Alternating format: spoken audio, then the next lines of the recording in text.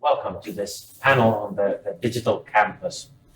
So we already kind of broached the subject in the beginning when I was talking about that Salesforce has come up with a new solution for the digital campus. But like in this session, I think we'll expand on that and talk about what the digital campus exactly is. What could the future digital campus look like? What are institutions doing today to sort of realize this vision of the digital campus, and what could the roadmap to the digital campus look like? And finally, end up with talking about some of the challenges in realizing that and how to overcome them.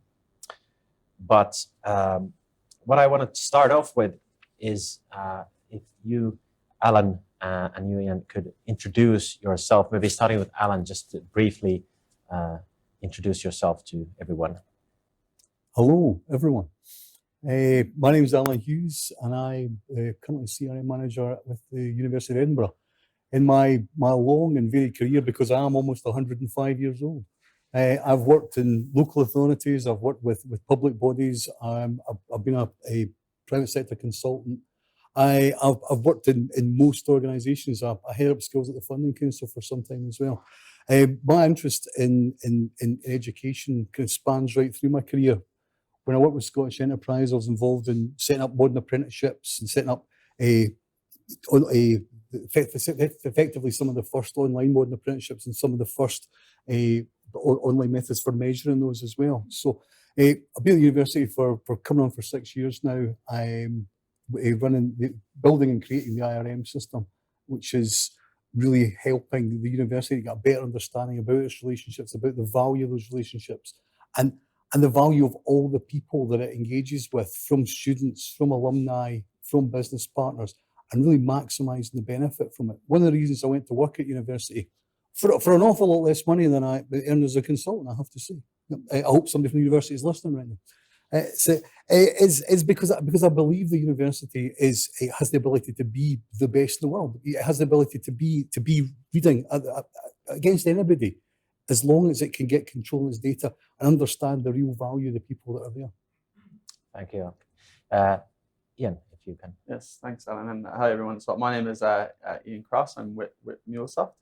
I've been with MuleSoft for about 4 years. I spent the last 2 years focused solely on higher education, just spending every single day speaking to universities, all having similar ambitions and similar challenges. And it sounds like I'm about 70 years younger than Alan, so I don't quite have the same level of experience. But only our mother can tell us apart.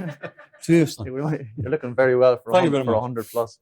But yeah, and I really enjoy working in the sector. I think we've seen, I think yesterday in some of the education summit, and again today hearing from Krista and the others, that there's a genuine ambition to really provide that experience. And I think it is very genuine. Universities really do care about their students and the wider communities. So I really like being in a position with Salesforce and MuleSoft to try and support those ambitions. I also just like, in comparison to other sectors I worked in a previous life, I really enjoy the sense of community within higher education. Yes, there's competition, as you've alluded to there, but there is a genuine kind of ecosystem of universities that like to engage with each other and help each other, ultimately to give people of all different backgrounds the opportunities in life, which are ultimately the people that we're going to depend on in the future, right? Because giving the education to these people who are hopefully going to be the future leaders in the world and take the world where it needs to go. So great to be with you all, and yeah, looking forward to hopefully speaking a bit more with you and getting some questions back and forth. Awesome, thank you. And just to mention, we originally did have a fourth member or third member in the panel, Alec Barr from Infosys, who unfortunately at the last minute had to cancel. So things happen, and we are now 3 people, but moving ahead with the panel regardless. So I want to start off with kind of obvious maybe question, or a simple question, maybe to you first, Ian. So when we're talking about the digital campus, from your point of view, what do you understand that really mean? Yeah, I think that's a big one and a broad one, but I think it's around the digital campus and the university kind of fostering that digital culture and ambition to make use and capture the data that they can get through these different interactions with the students and the wider community, and really make the effort to turn that data into kind of actionable insights to really as we've heard from everyone today, talking about this personalized experience that you're really trying to drive for each and every individual student. And obviously, personalization at scale is not a very easy thing to do, but that is ultimately how these universities kind of differentiate themselves from each other as well. And I think, obviously then we've seen yesterday in some of the examples, and again today we talk about, industries are the lines are becoming more blurred. So these universities and their campuses being in a position to interact easily with other sectors, whether it be healthcare or any kind of a sector, or third-party research companies that are going to be able to help them get to where they need to be. I think setting themselves up in that manner, and obviously the physical campus itself, right? There's so much data to be captured there, so that universities can make the best use of their premises. And there's a lot of new buildings created now, smart campuses, but a lot of the buildings and premises we see were built for a day where it was about libraries and private offices, as you alluded to, and we see that that's not necessarily the case anymore. Like, is there a better way of doing things? And I think ultimately it's kind of moving. You want to talk about extending that digital campus to really kind of these kind of virtual communities, which is actually what's really being created. So if you extend it past digital campus, what's really being created across the world are these virtual communities. And I think the universities being in a position, as I said, to make use of that data, because there's a lot of it, right? When you look back across the legacy systems, that yes, they're not easy to use and interact with at the moment, but there must be and there is a lot of information there that's potentially gold for universities if they can find a solution. So it's kind of really around looking at, it's a broad answer, right? But it's a broad question. So I'm not sure if I've answered it, but it's about universities and their campuses being set up to capture that and make use of that. Yeah. That makes sense? Yeah. No, that makes sense to me. And it's an intentionally broad question because it's interesting to get different viewpoints. So is there something you'd like to expand on that, Alan? Yeah, I think that the digital campus is more than additional meta real estate. It's somewhere that all the people involved in the university can get together. It's a place where you can bring alumni, you can have current students, you can have potential future students, you can have researchers, you can have professional services staff. You can bring them all together, and those guys and them coming together creates a kind of potentially creates a unique content that adds some kind of additional value to the organisation as well. And I think that's one of the real sort of secret values of the digital campus, that it's a place where magic can happen, because people who don't get together normally can come together, interact, and we can see different things come together. Yeah, I think on that as well, maybe a point I allude to is that when you think about it, and obviously the focus at the moment, because like the first things first, the product that these universities are delivering is an education. That's the first and foremost thing. And we're talking about the ability to do classes online and hybrid, etc. But if you think back to, I think for myself, when I think back about university and what it was, and we're talking about a digital campus and what was a campus-like experience, there was a lot more than just being in the lecture rooms. There's friendships, there's social clubs, there's sport, there's music. So like if we're talking about setting up a digital campus for the future, it can't just be focused on just learning, because the experience for the people that do have, for whatever reasons they can't be physically on campus, they shouldn't then miss out on a lot of the campus experience.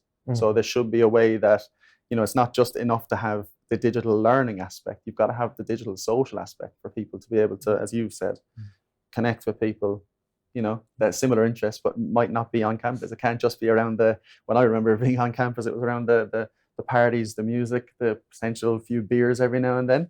But that's not unfortunately available to everybody now. So it's how do you cater for every single person? Yeah, and it's just not just the teaching and learning and socializing, it's also about the research, right? That's exactly. one of the key activities there. I'm reminded of when I worked with Scottish Enterprise back in the early noughties. Yes, I know it's hard to believe I'm that old. I'll barely look 35. But back then, we were setting up sort of e-learning, a lot of different e-learning initiatives back as a year 99, 2000, 2001. And we had a talk from Boeing, who at the time, who'd a few years before had done a lot to put their entire engineering syllabus online, sort of following in the footsteps of like say Harvard, who'd put their entire syllabus online at that same time. And they were really surprised initially that they went from something like a 98% pass rate for engineers down to a 54% pass rate for engineers. They couldn't work out why. This at the time. I mean, okay, it was Flash we were using, but this is the best Flash learning you can possibly have. Everything's covered. It's fantastic. The animations are impeccable. well, why are people suddenly failing these qualifications? And they hummed and they hawed and they took it apart and shook it. And eventually someone had the bright idea of going and asking some of the engineers that were passing and some of the ones that were failing. And the solution was pretty simple and entirely non-technical. When engineers had gone to the plant previously and done their week-long course and sat the exam, at the end of the exam, every one of them got a big Boeing leather flight jacket with Boeing certified engineer written at the back of it. Totally cool, something straight out of Top Gun sort of thing. Fantastic. That's what you got. See, when you do online one, you got a note saying you've passed. And people were it wasn't that people couldn't do the exam, but a lot of people thought, you know what? See, if I fail this, maybe they'll send me. If I fail it enough times, maybe they'll definitely send me, and I'll get one of their jackets. So immediately they changed the syllabus. When someone passed it online, there was actually a supply of jackets in whatever country they were in, so they could have that sent to them. And immediately they were right back up there with it. And that's the thing about, you touched upon it. It's the additional things, Ellen. It's the things you're not thinking about. And the only way to know about them is to ask the people. Ask people. Stop making assumptions. Tap them on the shoulder and say, what's the deal, guys? Yeah. And those important incentives like leather jackets. Yeah. Top Gun style. Yeah, very good. What about if we talk about, I mean, you mentioned Meta there at some point in your answer, but what are some of I'm interested in your point of view, kind of, what are some of the key technologies or capabilities you think that are related to the digital campus? I mean, there's a lot of talk around, I think, Ian, you mentioned smart campus and, metaverse and all these others, but what are really kind of the key technologies from your point of view? I think one of the things that will be really interesting moving forward is the use of AI in terms of predicting the future. No, it doesn't predict the future. It gives you a number of potential scenario plans. Gives you a Edward de Bono always says, when you get to a journey and you look back on your path, it's really easy. You see it and you see exactly every turn you made. When you're in the middle of the woods walking that way, it's really hard to see where you're going. But predictive analytics weirdly gives you the ability to get to a virtual or a number of virtual ends of the journeys and look back and see how you get there. And I think that's a really powerful thing to do. It's not time travel, but it is. It's a way of seeing the future, of seeing the future potential, but by taking advantage of all this data you've got. Mm. Yeah, no, I would agree. I mean, obviously we've got someone up here from MuleSoft, so I'm going to say the importance of integration with it. But I think it really is. There's so many technologies out there. Obviously, you touched on them. There's AI, there's virtual learning, there's augmented reality, there's virtual reality, everything you can think of. But I still go back to, I think, the point you made as well earlier, Christian, just how there's so much data there. So when you try to adopt in any of these new technologies, if you can't integrate it seamlessly or use the fuel, which is the data, to make those products work, then I'm just not sure that people or universities are really seeing the value out of it. So I would say the most important in this moment in time, from what I hear across the board of speaking with universities every day, it's accessing our data. It's democratizing the data. So how can we use that to our advantage? I mean, I'm a little bit biased, obviously, here, but I just think that is probably the most important thing at the moment. No, but I think to your point, something that we talked about with Krista is that even if you are looking at it as a university of sort of reducing the amount of systems by adopting platforms, you cannot possibly reduce that to one, right? So even in best case scenario, you would still have multiple different systems that you would need to integrate somehow.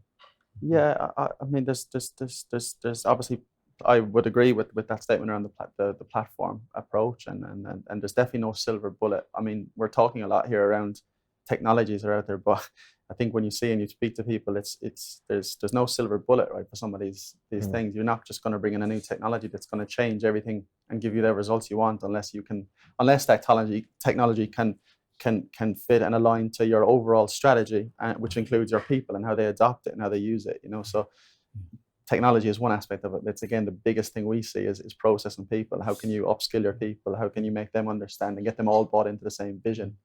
So sorry if that's kind of, again, not a direct answer, but I think it's so important. I have to underline that with Ian. I mean, for me, it's people, it's process, it's technology. Technology is an enabler. It's not the driver. It's not the driver. And one of the problems I think sometimes when people are selling to universities is that particularly companies from a technology angle come in and say, look, I've got the magic whizzing gizmo box, patented by Alan Hughes, the magic whizzing gizmo box that can solve all your problems. That's not what people are looking for. You need to start with the people. Start with the people, because people create processes to solve problems. That's what they do. People naturally create processes. Now, granted, in a lot of organisations, universities included, the processes can be a little bit ski-whiff, and that's the area you potentially need to start looking at. In Scotland, between the ages of 7 and 16, between September and December, rather than doing five-a-side or something cool in PE, we learn Scottish country dancing. We all do, girls and boys, up and down the country, and we do it from 7 through to 16. And as a result, when any of us go to a ceilidh, people say, particularly friends from England or other parts of the world, they'll say, God, do you know how to do country dancing? We say, yeah, we did it at school. Yeah, we know about it. And then you watch us do it. Oh my goodness. Yeah. Yes, we followed a process, but do we follow it? No, we don't. We don't. And a lot of the processes in organisations are a bit like that. There's something we learned in the past, but don't really reflect what we're doing now. So for me, that's the area that we need to concentrate on a lot of time. It's concentrating on those processes that the people have created, and then how we can use technology to enable those. Yeah. Would you say it's people, process, and technology, or would you add data as the kind of fourth element of that? I stick data in the middle of the triangle. Yeah. That's how I do it. When I'm doing my cool diagrams, if this was a lecture from Alan Hughes, I'd have the four in a triangle with data stuck in the middle, and I have to give an enormous nod of credit to one of my colleagues at Edinburgh, Jason Murphy, who initially used that and often gives me a hard time for not crediting when I mention those. So credit to Jason for that. Yeah, I think it's so important. And I'm a person who works in technology sales, right? That's really what I do. And I think from the stories we've seen yesterday, and the beauty of working, and I proud to work with Salesforce and MuleSoft, is because you see that it's so important that the technology does not define the strategy. It has to be the other way around. Like, the technology has to fit in with the vision and the strategy, and shouldn't actually be the total driver. The technology should enhance and support and get underneath the university and lift them up. So the biggest challenges we see is, how can we help the technology ultimately affect their operating rhythm, which allows them to do things better and more efficiently and get to where they need to be. So the biggest challenge, I think, the way universities are typically set up, we hear about data silos, but we see massive amount of people silos, because it's so project to project to project to project. And there's never really the luxury to sometimes slow down and say, hey, what are we actually building here? And let's start building like these assets that can be used and reused across a number of different digital projects, as opposed to just kind of constantly sprinting, to keep up with the pace of change, which is, as you mentioned, Chris, is getting faster and faster and faster. So I just think it's so important that the technology is very, very important, I think, but it should not define where the university is going. It should support it. It should be clearly see how is that benefiting the overall strategy of the university. Yeah. So would you say that it's fair to say that you should kind of get those fundamentals right first, and then the technology is just a tool that you apply after you figure it out? It's stability, isn't it? I mean, I was a change manager for years, and one of the first rules of change management, don't talk about change management. The second rule of change management, still don't talk about change management. The third rule of change management is that you really need to have a stable process before you can start making changes. Otherwise, basically, you're taking bricks out the van and chucking them in the swamp, and you're calling that building a foundation, because you just don't know where they're going. You don't know how deep it is. You don't know where to start. Stability is one of the key things, and there's so often in universities, in other organisations that I've worked in over the years as well. I worked extensively in further education as well, where people will attempt to use technology as a way of solving a problem. And it's not really solving a problem. It's solving a problem that hasn't been solved in the analog world. And then we take how it's done in the analog world and apply that to the digital, and then wonder why it hasn't made a difference. It hasn't made a difference because you didn't have the stable process in the first place, and you didn't have a solution in the first place. Yeah. No, I agree with that. Okay, so I want to maybe let's do a bit of an exercise next. So let's jump into the future.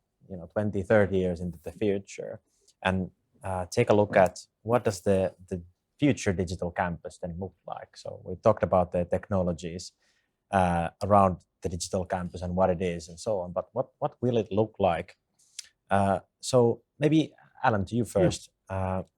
What do you think will be the most significant change to the campus from the point of view of the learner in this future campus? Well, I think that the learner in a future campus will have the ability to almost entirely navigate their own journey, work their way around content and opportunities that are functioning independently within the digital and the real campuses, and pick up the high points and best elements of that. I think there'll be a change in the way that we examine students or exec ed or CPD as well, and how these things are assessed and monitored. I think that for digital campus to really take off, we need to start to think about how we assess and measure some of these things. I think it's wrong. Years ago, I was involved in a thing for the Scottish Qualifications Authority called the PASSET Advisory Board, which is about like online assessment and how these things initially developed. And I think we've really come on an awful lot since then. I think we're still at a kind of a bit of this sort of the same spot with it. I'd like to see something a little bit more innovative being part of that process, and maybe it relating back more directly to experience than magically hitting a percentage or a number of page turns on a course. Yeah, no, not much to add at all. I agree. I think it's really around getting a stage to where the university is in a genuine position to offer full-blown kind of choice for the student to work in the way they want, and there's no kind of constraints or restrictions based upon any kind of processes or any kind of systems or any kind of limitations that can potentially hold back that choice for the person. So I think the digital campus might not look ultimately different physically and stuff, but it's about really around the students, as you said, really being fully in control of their own journey, and the university in a genuine position to facilitate that. And I think when we talk about digital campus, we think about it in the virtual world. I think that'll include physical changes as well. I mean, somewhere like Edinburgh, we've got a number of institutes. We've got the Edinburgh Futures Institute coming together just now. We've got the Usher Institute that take a physical presence. We currently have the Bayes Institute there. One of the things that all these institutes have in common, as well as their interest in data, fairly sort of futurist approaches, is that they all have incubator spaces. They all have places where they bring businesses in, businesses that are exposed to academics within university that can engage with them, that can help academics contribute to something that's practical and links into the business, which then improves their teaching, because their teaching examples become up to date, current, and actually reflect something that's in the now. It makes for an all-rounded improved approach, not just for the students here, but for academics as well. Academics that have a better link to society, whose work is more widely understood because it can link back to society and to various aspects of it as well. And through that meta version of what we have in the physical, more people can physically visit that, can physically understand that, can be exposed to it as well. So in the end, the ultimate benefit from it is multiplied. Yeah. You mentioned metaverse campus or metaverse a few times now. Do you think it's something that we'll see, that there will be almost a metaverse campus for every campus? Is that a technology that will be adopted in the future? I mean, some institutions are already kind of, in the US, for instance, looking into building metaverse campuses. I don't know if you've ever used the Oculus. Anybody who's used the Oculus, how scared were you by that man who hides in the shed on that? Oh wow, it's terrifying. But when you've been scared by the man in the shed in Oculus, as I have on a number of occasions, that makes me sound like a wrong sort of person. I'm really not. But once you've been scared by that man in the shed like that, you can't deny that we're going down a line where we're going to have that kind of metaverse experience, where we're going to have the ability to interact with people physically, both physically and virtually. And when I look at the difference between myself as an 11-year-old boy programming a ZX Spectrum from a rubbish magazine called Our Computer, which always had bugs in it. There was a game called Hunchback that I must have spent a huge portion of my teenage life trying to get to work. I never ever could. But yeah, when I look at the graphics, I look at the approach there, and then I look at the man hiding in the shed. Wow, no, it's that's just like that's 35 years, and we're getting faster in terms of that now. What's the next 10 years look like? Yeah. The man comes out of the shed, hides under my bed, hands me my old Spectrum. Oh my goodness, this is terrifying. Yeah, no, I agree. I don't see why not. If you look, you are seeing it in the States already, as you've said, and as I mentioned earlier, things like virtual reality, augmented reality, and I think that's just the way it is. I think the demands keep on coming, and technology almost pushes those demands as well. But if you look at just where we're approaching now in life, right, that there's more and more of those kind of digital natives now approaching university years. If you push on another 20 years, these are people that were born with mobile phones in their hands and everything digital ever since. So you look across other industries like gaming and look like you hear now of people who met and got married by a completely meeting virtually and online. I think it's just going to become more and more natural for people to have complete life online as well as offline, and that's only going to become more and more to the fore. Yeah. That's actually when you mentioned mobile, being born with the mobile in your hand, and that's actually one of the questions that we had from the audience before the event. That's how do you see the sort of mobile experience, and how will that be part of the future digital campus? Will that be sort of we're already looking at generations that are sort of like understanding that services need to be mobile first.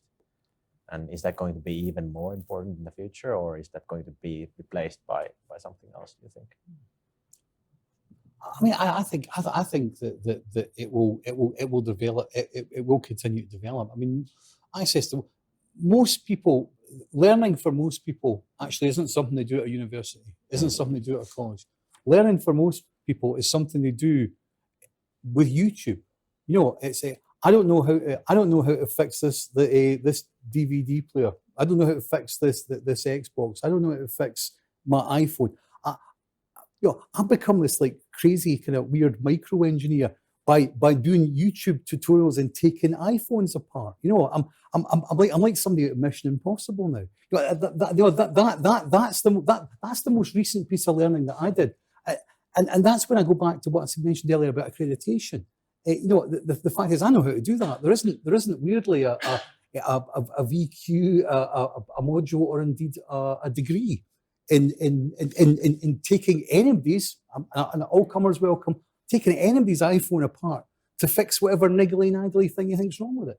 But that's my most recent experience of learning. Yeah, no, I think the short answer is yes. I think mobile will. It already is. Like, there's already a lot of universities that have great mobile applications up and running. But I think the expectation and the demand is only going to get further towards that type of direction. I think just the way we work and move now in all aspects of life. I mean, mobile phones really are critical, like, to every human being now. I think I use it for literally almost everything I do.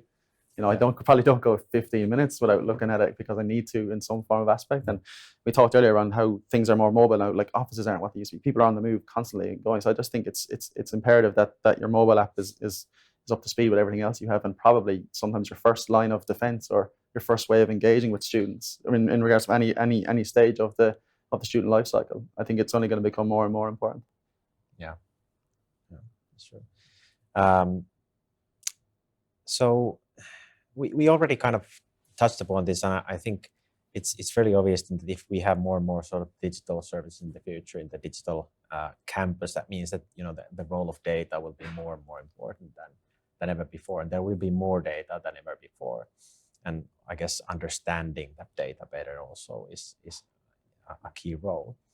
I'm wondering, kind of, this is something you already mentioned, Alan, at least the role of artificial intelligence. How do you see that in the education experience in this future digital campus?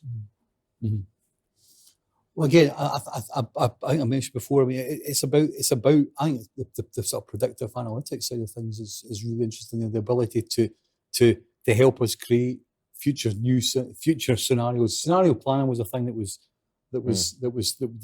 really cool numbers of years ago when I was in Scottish Enterprise, but it's had a bit of a resurgence recently, and I think that the AI can help us analyze data to come up with multiple future scenarios in terms of scenario planning, and then work our way back and see what opportunities are.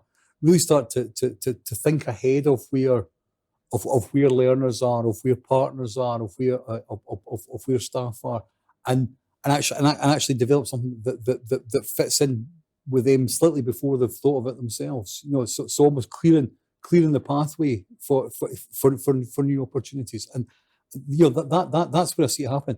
The other obvious area for it is potentially freeing up more time for people by getting rid of some of the interaction that you might think is lower value. But before you do some of that, I think you want to really look at what you're getting back from that interaction, because a bit like the bow and jacket, I think sometimes there's elements that are not being captured but are adding value to the learner.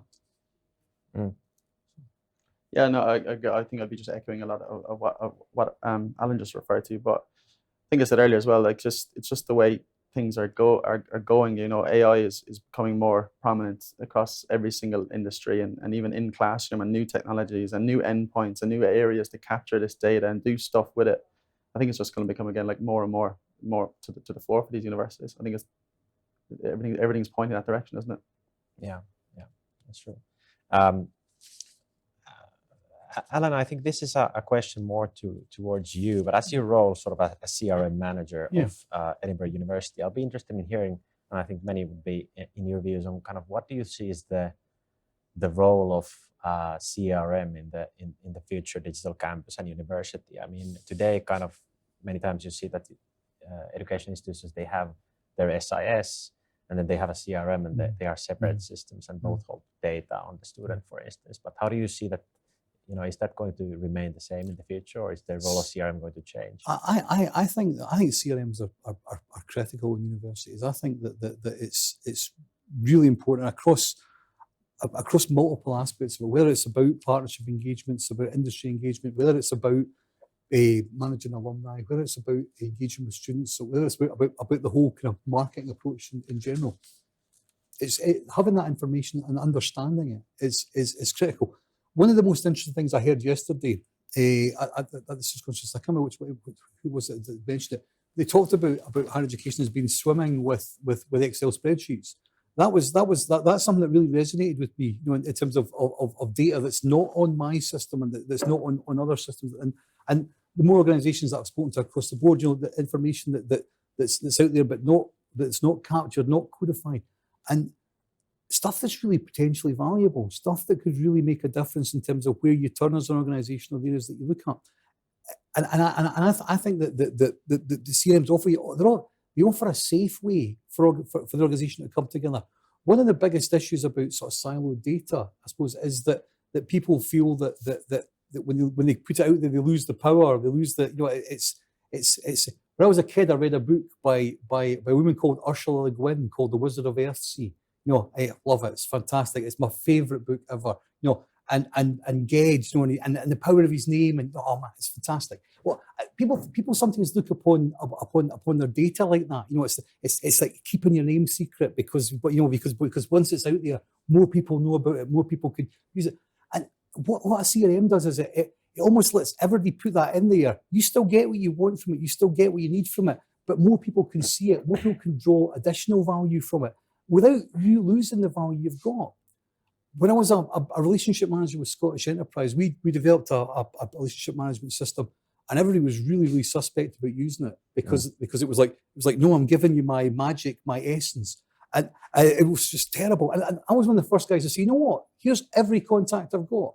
You can have all of them. Because you know why?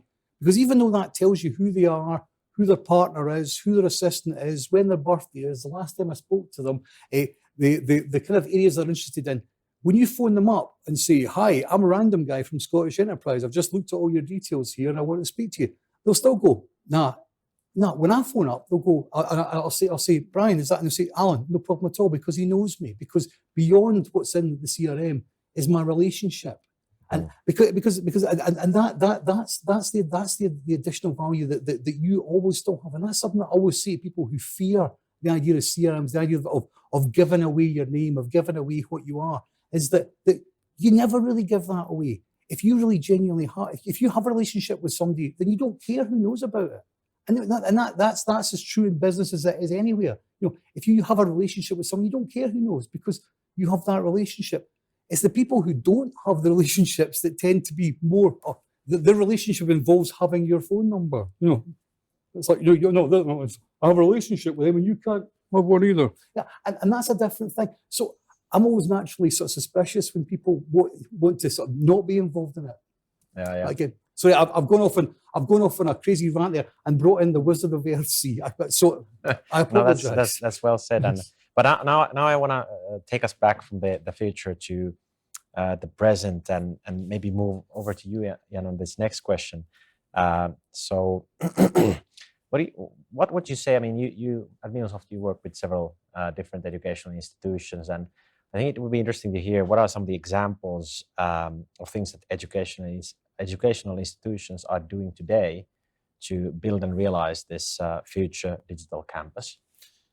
Yeah, no, it's a good question. I think as I said, my main space is understanding, helping these universities, how we can understand to help them with their data and their integration challenges and whatnot. Because I think whilst integration admittedly isn't always the most exciting topic, right? And I think there's been a moment where I met a number of CIOs at USISA a couple of weeks ago and have these, but there's just been a moment where they're like, all right, if we look horizontally across these 20, 30, 100 digital projects going on at once, the one thing that's definitely happening across all of them is the need to move data and connect systems together. Therefore, that requires a more kind of strategic approach. And what we see at the moment is a lot of point to point, and as I said earlier, the culture is very project driven. Like we're gonna finish our project on time because someone's screaming at us, and we don't really care what's going on over there.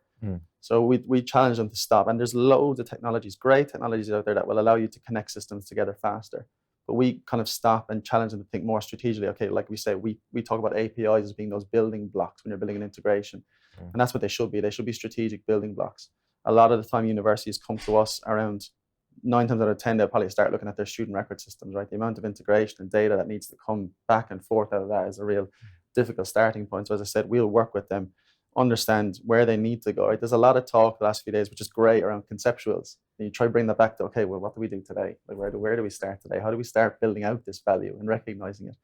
And a lot of that comes, like I said, having, well, firstly, a partner and a platform that can help you do that. But if you don't have that kind of culture and that vision and strategy built into that, it's very, very difficult to do that successfully.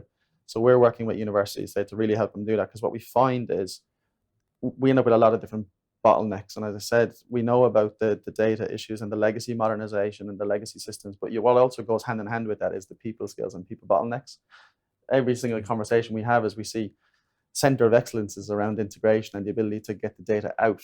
And what that ultimately leads is, we have to go and knock on central IT's door to say, hey, we've got a digital project we need to start. And they're like, yeah, get in line, mate. There's another 15 in front of you, And then what leads to that is, oh no, we can't, we got to start today. And that might lead to some shadow IT going on, or, then you come into security issues and everything else. So how do you stop that, right? And our methodology around the people aspect is that as we really help them to build these cross-functional teams, right? It can't just be central IT that own this, okay? The business have got to be involved. The different lines of business IT have got to be involved, and they all got to be brought on that journey together.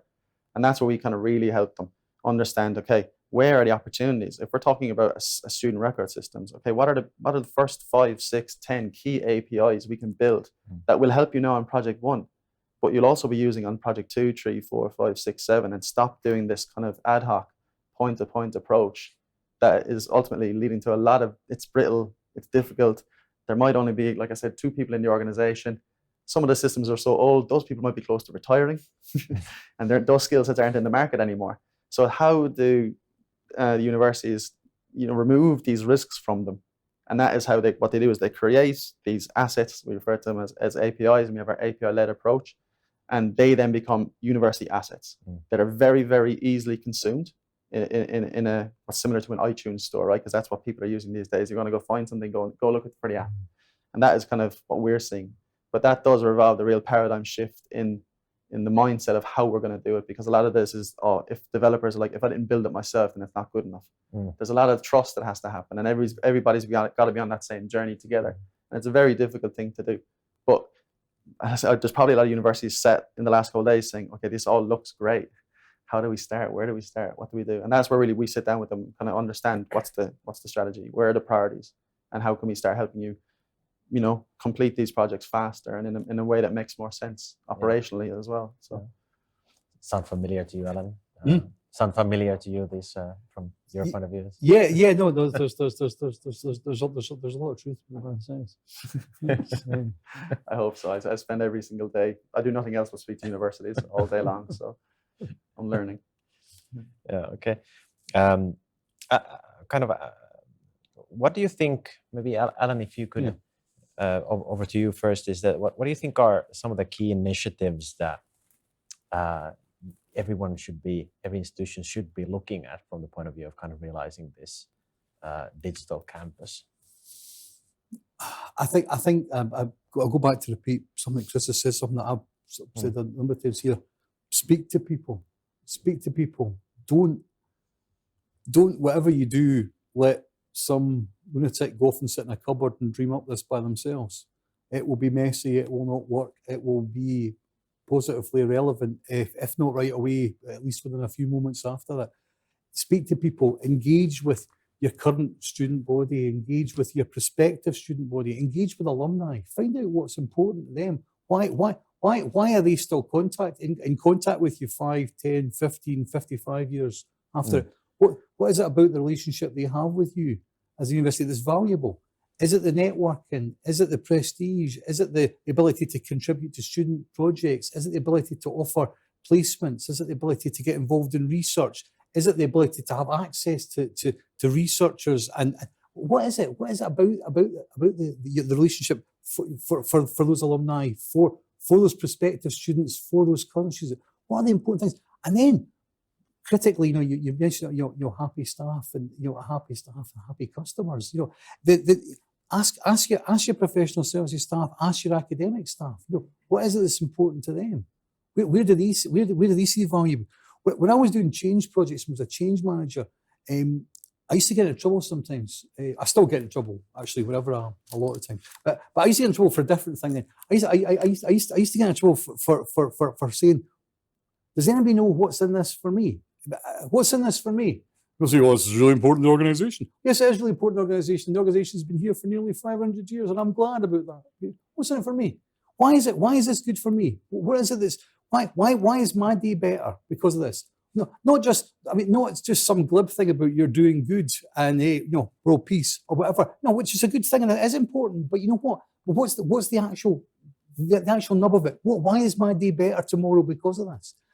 And that's something you need to get from everybody. You need to understand that. And when everybody understands the what's in it for me of a change story, then the change story can become more than a story. It can become something that is a physical reality because everybody sees that this is a fight that they all have a dog in, they all have skin in, that they all have the something to gain from this actually succeeding. Something more than the kind of glib. It'll be good for the organisation and that'll be good for us all, which is noble enough, but you still need to finesse that with and here's the what's in it for me. Yeah, to kind of bring it back again to our previous session with Krista and what she said, it's focus on the people and make sure that you have that vision clear, what you're moving towards, I think. Yeah, I think as well, completely. And I think you mentioned there as well that the change in the relationship between IT and the business, it's in every organization. We often see differences in opinion, but it's that collaboration piece, right? Because what we see at the moment is, and what I see every day is that, if you looked at it from the business side, they would do everything tomorrow, right? They want to be the university that's doing everything, right? IT will always tell you that's also not realistic.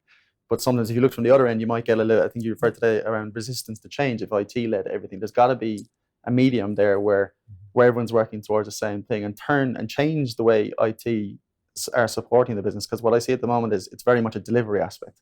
Business comes screaming, we want something and we want it yesterday. And whereas what you want to have is it's IT really enabling that change, right? By being on the same page, working towards the same strategy and understanding the role IT plays towards the overarching strategy together. So I just think that relationship and the people aspect is absolutely critical, that everybody's on that journey together. So I'd like to reiterate that as well. I mean, one of the great successes of the RM project with us is our business owner. let's be honest about it. Projects run exclusively by IT tend to be not that great. They are what our science fiction horror films are made of in a lot of cases. We've all been involved in it. I look out there, I see faces of people who know they've been involved in projects like that. But having a good business owner, somebody who has equipment, has understanding, who doesn't have all, or in some cases any of the technical answers, but has the ability to understand what the business requirements are and play that back in a way that helps inform and manage the service or initiative. That's really critical. And in Edinburgh, we had a great business owner in terms of the RM with Dr. Brendan McGuckin, ex-NASA scientist, a phenomenal physicist, and a guy who really knows the whole idea of the business, the business of the university across the board.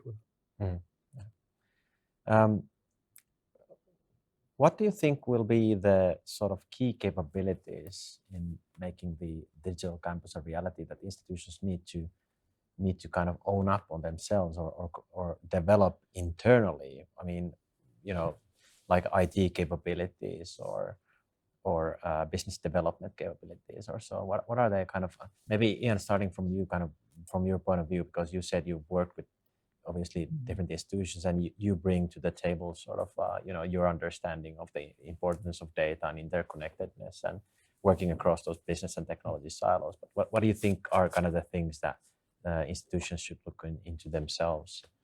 Yeah, it's a difficult one because no one's sitting here undermining the difficulty of the task, right? I feel like sometimes it's almost to sit up here and say, hey, let's just do that. Why don't you just do it that way? It sounds almost like condescending because it's very smart people here we're talking about, right? Some of the brightest in the world that are trying to find a solution to this. But I think there's just got to be a moment where, and it is happening, I can see it, and maybe the pandemic, as we all know, did speed up the need for these. And a lot of these universities, let's not forget, we're already on their journey. Like they were, in fairness, before the pandemic, universities were trying to do these things and we're already succeeding, and the pandemic maybe speeded up. I think there's we still hear around, legacy modernization holding us back, systems holding us back. I hear universities that are so afraid to touch their student record system, they just won't. Any singular system or any kind of technology should not be defining your strategy. You've got to have that courage and that saying, look, we cannot continue like this. We have to just address this now if we're going to look at how we're going to do things differently in the future. We want to be agile. We want to future-proof ourselves. And if one thing we've learned the last 2 years is you can never fully future-proof yourself, right? There's always going to be a surprise and changes are coming thick and fast. But what you can do is maybe set yourself up in a way that is allowing you to be in a more agile position or be more reactive or take opportunities where they come.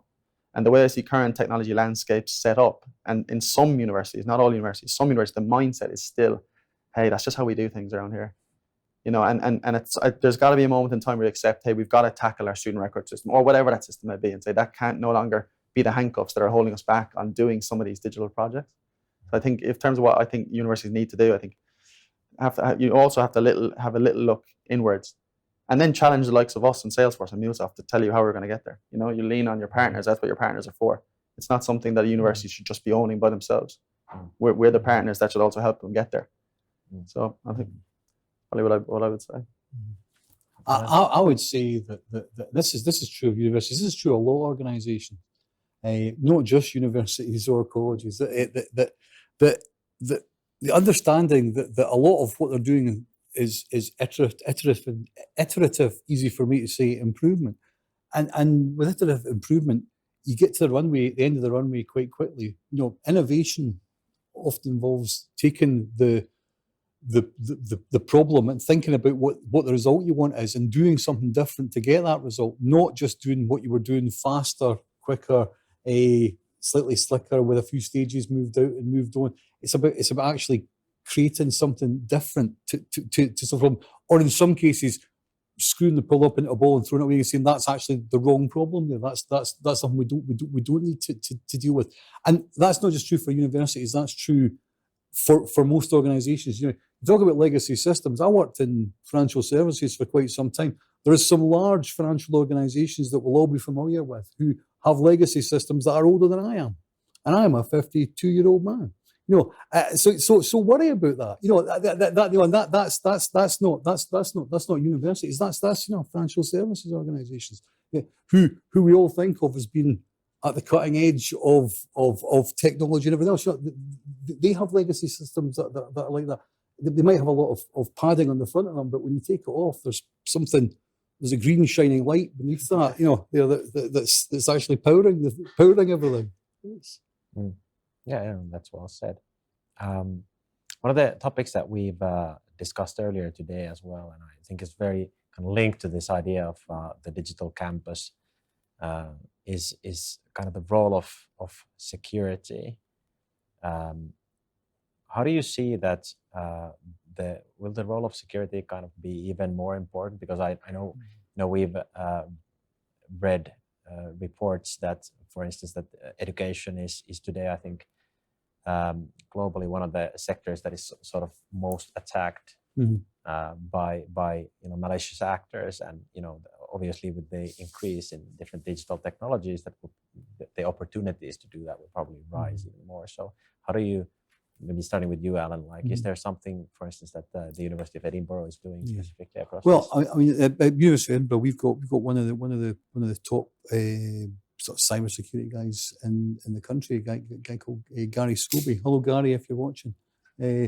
And with somebody with somebody like Gary and his boss Alistair Fenimore in place, the kind of continual information they're passing at the university, the continual monitoring of changes, the access that we have to more information about what's happening, about what could be happening, about what the future potentially holds with it. And again, a lot of that comes down to kind of almost like disaster scenario planning, understanding the kind of miserable what ifs, as opposed to the positive what ifs we talked about earlier on.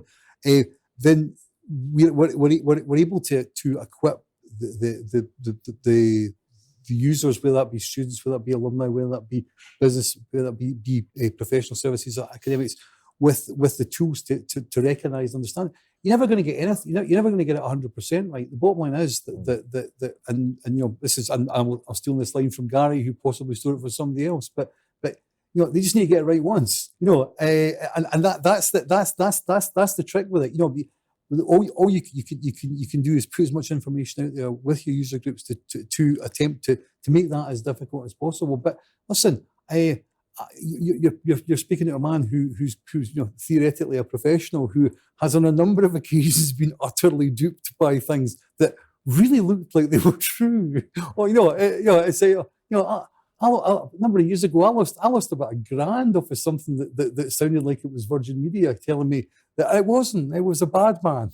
It was and I'm not an intrinsically stupid person. It happens, and I'm utterly aware of these things. So I mean, it's a case of best endeavour to a lot of cases. There will always be fraud. We talk about online. We talk about the digital like it is a magical cave filled with things that have never happened before. When there wasn't online, when there was just markets, people nicked stuff off you when you walked through them. People took your stuff. When you left your house, people broke in and they still do take stuff out of it. It's just another way that you can get sort of filled in effectively, and that's how we've got to treat it. It's part of the natural landscape. Yeah, I think it's a very simple answer. Security is just going to always and should be the first thing nearly that comes to mind. Because I think, as Alan just alluded to, that's just the way the world is. There's the malware, the attacks that are happening every day. There's just those people in the world. Unfortunately, I actually had my laptop and everything stolen from me recently in London, which was not a nice experience, but these things happen. Yeah. I think from a MuleSoft perspective, I think to talk around how we address it is that everything is got security. Even by the way everything is designed, security is first in mind. So if I don't know how many people are aware of our API-led approach with the different APIs, but every single API has its own built-in security and governance to ensure that there's absolutely, everything is as secure as possible. And we've been taken through the ringer on that by the federal in the US. I don't know if people saw earlier near Salesforce and MuleSoft talking around the work they did for NHS for track and trace for the pandemic, and obviously that's extremely sensitive data and was a real target for hackers and other malware attacks. So I think it's got to be kept completely front of mind, because that one split second or that one time you get it wrong, suddenly you're held hostage for a lot of money. Yeah, and as Alan well put it, you can never be 100% secure. you can never remove that human element from the equation. I think. But finally, one last question to you both. What would be your one key tip for anyone in the audience on how to make the digital campus a reality? Starting with you. Oh, it's hard to suggest one that hasn't been already mentioned today, but I still feel like you can have all the technology in the world, right? And just doing things a different way, but a new technology will lead to the same probably challenges and bottlenecks. If you want to ultimately change the way you're working, it's got to start with the people, and ultimately they got to be on that journey and bought into the same vision. Like I said, if the biggest challenges we see across higher ed are not even though it is difficult, the technology is difficult, it's that changing people's ways of working and having that kind of seamless operating rhythm, or taking advantage of those opportunities where they can make improvements. But it all starts with the culture and the people. And unfortunately, I think, like I said, it's just the nature of the beast and the way university is. Semesters move quickly. There's clearing, there's exams, everything is all very fast, and it comes thick and fast, and there's curveballs every day. But you've just got to ensure that every single little task you do has got to feed straight back into what your overall strategy is. You can't just have a strategy up here at the top end, and then when you look under the covers, we're still doing things in a very tactical manner. You got to have that strategy. Everyone's got to be bought in, and call departments out, work together. Where you're not applying best practice. We've often had the conversation when we're working with our partners, and they say, "Oh, we've got a really time-sensitive project that's happening. Okay, well, let's not move away from what our overall goal here is. We made an agreement together. This is what we're planning to do. This is the future." And ultimately, have those principles and stick by them as much as possible. Yeah, thank you. What about you, Alan? One thing. Well, this is weird. I'm going to share something here I probably shouldn't. When you said that to me, I can't help myself sometimes. I really can't. But when you said it to me, I about how you make it go. I in my head just got an image of Keith from The Prodigy starting Firestarter. Start. You've got to start something. Strategies are great. Plans are great. They're fantastic. Start something. Go on, just start something. Start something and watch it grow. Just like the fire in Firestarter.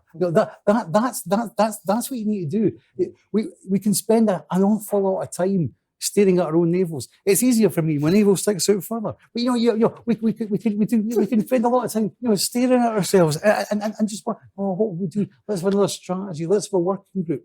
Do something. Actually physically do something. Start it. And you know what? It may be rubbish. It probably will be rubbish. But you know what? Once that first one's rubbish, you can then improve it. One of the things that happens with Toyota is, every time there's a production run, at the end of the day, they check the problems and countermeasures sheet. And you know that they do that because one day they hope to find a production run that has no problem identified in the problems and countermeasures sheet. Now, some people have mistakenly done that. Guys who run on those lines have said, you know what, we had no problems today. They don't do it anymore because when that happens, they come down, and it's like in Monsters Inc. when a child's like sock comes through from the other world. It's like that. A team descends and takes the line apart to try and find out, is this genuinely the first ever perfect production run? So you learn more from failure than you do from success on a lot of occasions. So just do something. Think Keith, think The Prodigy, think Firestarter. That's well said. Thank you, Alan. That's a great quote to end on, I think. Yeah. So thank you, Ian. Thank you, Alan. Thanks very much. Thank you to the audience as well. Thank you. Oh, fantastic. Thank you for being part of this. Thank you so much. Thank you. I think it was a really great one. We do not have the questions online, but if we could have maybe one question in the room, if there is one. If not, then we could continue the conversation at dinner as well. So then I guess both of you are coming. So then we can talk. Okay. Well, thank you so much. Thanks very much. Thank you so much.